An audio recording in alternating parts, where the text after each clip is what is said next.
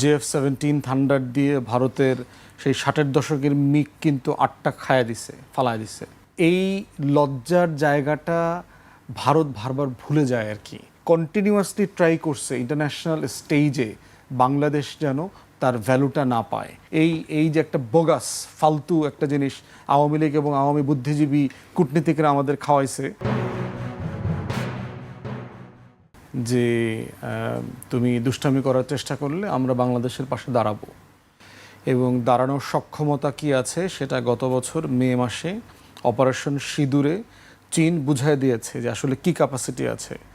JF-17 thunder দিয়ে ভারতের সেই 60-এর দশকের মিগ কিন্তু 8টা খায়া দিছে, ফালায় দিছে। অতএব এই যুদ্ধে লজ্জাজনকভাবে পরাজিত হয়েছে। ভারতের পররাষ্ট্রমন্ত্রী গিয়ে ট্রাম্পের পাও ধরছে, দেরা বলছে যে এখন আপনি একটু নেগোসিয়েশন করে দেন আর কি। তারপরে ট্রাম্প হচ্ছে নেগোসিয়েশন করে মোটামুটি সিচুয়েশনটাকে একটু কাম ডাউন করছে। তো এই লজ্জার জায়গাটা ভারত বারবার ভুলে যায় আর কি। মানে তার এই যে সিনেমাটিক করা, যে মানে সার্জিক্যাল স্ট্রাইক, এইটা সেইটা, ওইখানে একটা করলো, ওইখানে সেটা করলো, ওইখানে সাপ ছাড়া দিবে, ওইখানে কুমির ছাড়া দিবে, এগুলো মানে করে যে সে আসলে হাস্যের পাত্র হচ্ছে, সে যে আসলে দুনিয়ার স্টেজে তার তো ভ্যালু এখন নাই অলমোস্ট। দেখেন যে সে আমাদের এই জাতিসংঘের সাধারণ পরিষদের প্রেসিডেন্ট ইলেকশনে কিন্তু সে আমাদের বিপক্ষে ছিল। ইসরায়েল এবং ইন্ডিয়া মিলে কিন্তু আপনার সাইপ্রাসের হয়ে ক্যাম্পেইন করেছে। আপনার মনে থাকার কথা, সাইপ্রাসের প্রাইম মিনিস্টার ইন্ডিয়াতে আসছে, মোদি সাইপ্রাসে গেছে। তো এই ভিজিটগুলোর মধ্য দিয়ে যেটা প্রমাণিত হয়েছে যে সে কিন্তু কন্টিনিউয়াসলি ট্রাই করছে ইন্টারন্যাশনাল স্টেজে বাংলাদেশ যেন তার ভ্যালুটা না পায়। তো সেখানে একটা বিশাল গুরুত্বপূর্ণ সময়, এবং এই বছর জাতিসংঘের সেক্রেটারি জেনারেল চেঞ্জ হবে। 5 বছরের টার্ম হলেও এই বছরটা বিশেষ গুরুত্বপূর্ণ, কারণ আমাদের এই প্রেসিডেন্সিতে আমরা দুজন সেক্রেটারি জেনারেলের সাথে কাজ করব একসাথে। তো এটা বাংলাদেশের জন্য একটা হিউজ ক্রেডিট, এবং বাংলাদেশের এই যে আভ্যন্তরীণ যে সমস্যাগুলো ইন্ডিয়া ক্রিয়েট করছে সেগুলো আন্তর্জাতিক মহলের কাছে তুলে ধরবার একটা মোক্ষম জায়গা এখন চলছে। তো সেখানে অবশ্যই আমাদের নিরাপত্তা পরিষদের একজন সলিড ফ্রেন্ড দরকার।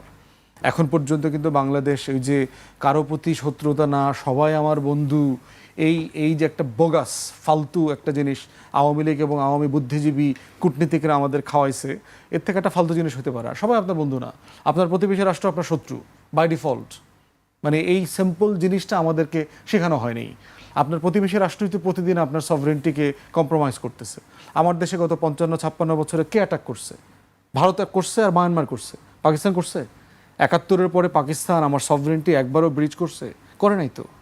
তাহলে আপনি মানে প্রতিদিন আমাকে কি করতেছেন? আমাকে বয়ানের মধ্য দিয়ে পাকিস্তানকে ঘৃণা করতে শেখাচ্ছেন, কিন্তু আপনি ব্রিটেনকেও ঘৃণা করতে শেখান না যে 190 বছরের কলোনি করছে, আর ভারত আর বার্মাকেও ঘৃণা করতে শেখান না, সে আমার প্রতিদিনকার শত্রু রাষ্ট্রের সভরেন্টি সাপেক্ষে।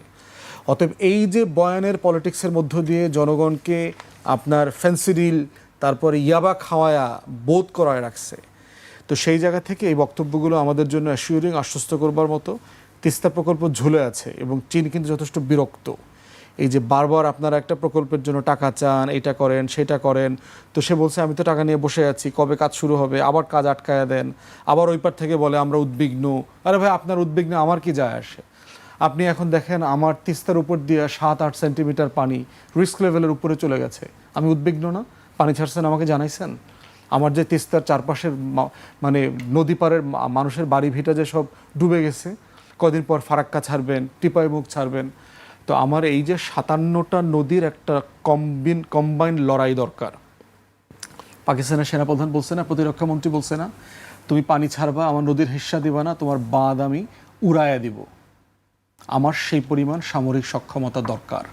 আমার 57টা নদীর পানির হিস্সা আন্তর্জাতিক সকল কনভেনশন প্রোটোকল মোতাবেক পাওয়ার জন্য সর্বোচ্চ চেষ্টা করতে হবে। এই চেষ্টাগুলো আমরা দেখতে পাচ্ছি না। এই চেষ্টা না করলে ফাইনালি কি হইতে পারে, কি করা যেতে পারে, সেটারও প্রস্তুতি নিতে হবে। আপনি এমন একটা জায়গায় আছেন, সামরিকভাবে শক্তিশালী হওয়া ছাড়া আপনার এই রাষ্ট্রের সভরেন্টি টিকায় রাখার আর কোনো মাধ্যম নাই। একমাত্র মুসলিম দেশ পৃথিবীর যার কোনো হিন্টারল্যান্ড নাই। আপনি যে পালাবেন, আপনার কোনো বর্ডার নাই। আপনি দেখেন আফগানিস্তানে যখন যুদ্ধ হয়েছে, আফগানের লোকজন কোথায় গেছে? পাকিস্তানে গেছে, ইরানে গেছে। আজকে ফিলিস্তিনে 80 বছর ধরে যুদ্ধ চলতেছে, কোথায় গেছে? আরবের সব দেশে আছে। ইউক্রেনে যুদ্ধ চলছে, হিন্টারল্যান্ড কোথায়? তার এই যে হোয়াইট খ্রিস্টান দেশগুলোতে ইউরোপে ছড়ায় ছিটায় গেছে, আপনি পালাবেন কোথায়? আমরা তো সব আওয়ামী লীগ করি না তো, আমরা তো মানে মানে নির্লজ্জ হয়ে ভিসা দিছে বলি 1,40,000 লোকের মতো করে ওইখানে দাঁড়ায় থাকতে পারবো না তো, আমাদের মর্যাদা আছে তো। আমরা এখানে পানিতে ডুইবা মরতে হবে সাহসিকতার সাথে।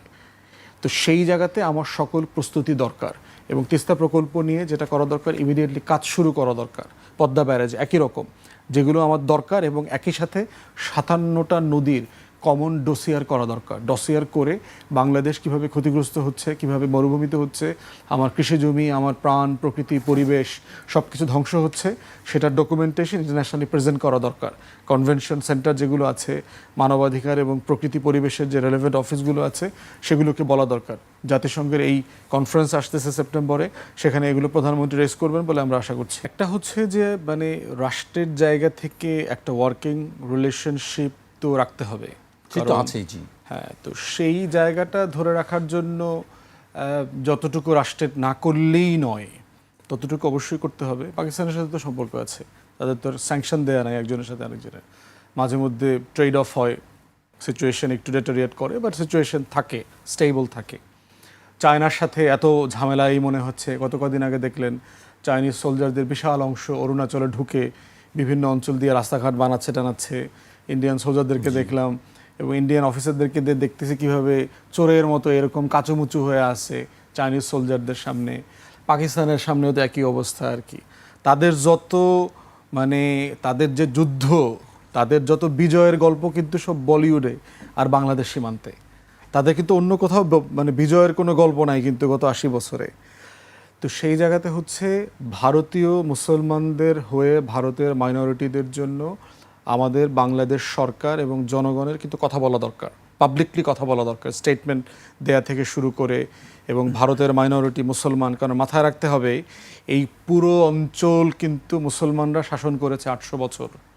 অতএব সাডেনলি দিল্লি অথবা ভারতের বলতে ইতিহাস ঐতিহ্য যা কিছু আছে, সভ্যতা যা কিছু আছে, এর পুরোটা মুসলিম সভ্যতার জায়গা। মানুষ এখনও যারা ট্যুরিস্ট হিসাবে ভারতে ঘুরতে যায়, কি দেখতে যায়? তাজমহল দেখতে যায়, না ওদের ওই যে কল্পিত হিন্দু রাষ্ট্রের মন্দির দেবতা দেখতে যায়? কি দেখতে যায় ভারতে? এখনও হচ্ছে আপনার দিল্লিতে যতগুলো বড় বড় জায়গা আছে যেখানে ঘুরতে যায়, ইদার মুঘল এম্পায়ারের, মুসলিম আমলের, নাহলে ব্রিটিশদের করা 2-4টা জায়গা।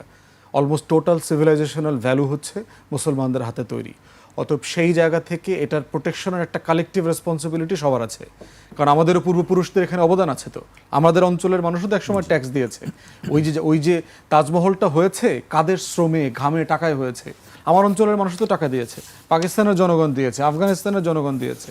তাই চারপাশ থেকে এই মুসলিম জনগোষ্ঠীর প্রোটেকশন, তাদের অধিকার লঙ্ঘন করা, এগুলো নিয়ে সিরিয়াসলি স্টেটমেন্ট ইস্যু করা দরকার। ভারতকে ওয়ার্ন করা দরকার কালেকটিভলি।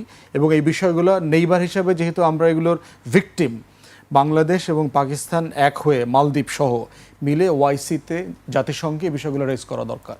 তাদের এই জিনিসগুলো মানবাধিকার সংগঠন থেকে শুরু করে আন্তর্জাতিকীকরণ করা দরকার, ইন্টারন্যাশনাল প্রত্যেকটা জায়গায় নেওয়া দরকার।